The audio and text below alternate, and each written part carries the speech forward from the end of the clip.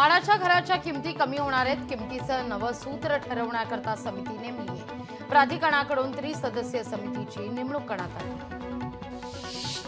मुंबई विमानतळावरील धावपट्टी 8 मेला या ठिकाणी बंद असणार आहे. 6 तास धावपट्टी बंद असेल. 8 मेला सकाळी 11 ते संध्याकाळी 5 वाजेपर्यंत धावपट्टी बंद असेल.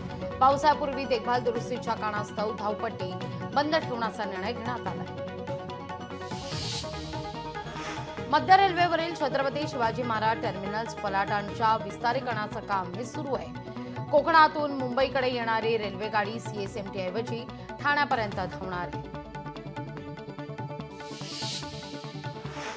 बीड ते वडवणी रेल्वे इंजिन ट्रायल सुरू आहे. 3 टप्प्यात पार पडली आहे रेल्वे चाचणी. बीडकरांचं रेल्वेत बसण्याचं स्वप्न पूर्ण होणार आहे.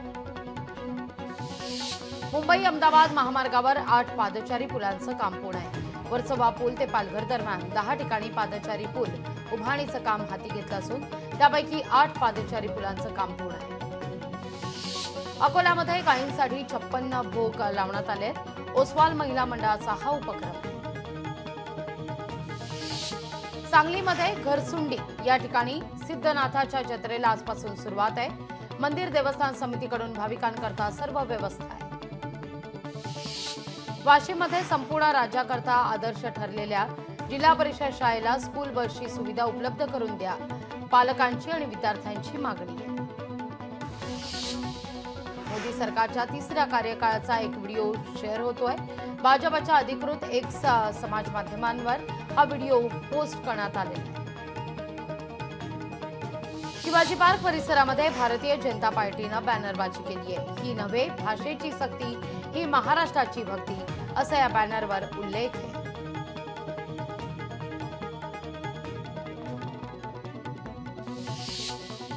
शरद पवार आणि अजित पवार आज पुन्हा एकत्र दिसले आहेत. पुण्यातल्या साखर संकुल इथं कृषी क्षेत्रातील एआयच्या वापरासंदर्भात बैठक पार पडली. तेव्हा हे दोनही पवार एकत्रित पाहायला मिळाले.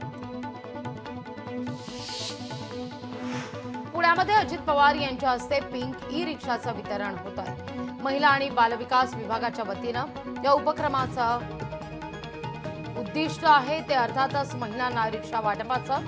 20 ते 50 वर्ष वयोगटातील 3230 इच्छुक महिलांचे अर्ज या सगळ्या संदर्भात प्राप्त झाले. उपमुख्यमंत्री एकनाथ शिंदे पुन्हा दरेगावात पोहोचले. शेतीतील प्रयोग वेगवेगळे दरेगावात केले जात आहेत. आता अव्होकाडोची शेती या ठिकाणी करण्याचा प्रयोग उपमुख्यमंत्र्यांनी केलेला आहे. संग्राम थोपटेंनी काँग्रेसचा राजीनामा दिला. थोपटे 22 एप्रिलला म्हणजेच उद्या भाजपात प्रवेश करतात. लोकशाही मराठी ऐका, पहा, जागरूक रहा.